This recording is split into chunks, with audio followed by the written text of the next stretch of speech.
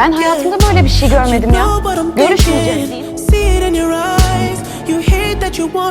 Bile bir lütuf Öyle mi? Öyle. Niyeymiş o? Çok mu önemli? Çok uğraştın gerçekten. Neredeyse bir şeymişsin. Bu halde gidelim ya. Maalesef. Senin sinirinde geçmiyormuş. Kusura bakma, oraya dönmek istemiyorum.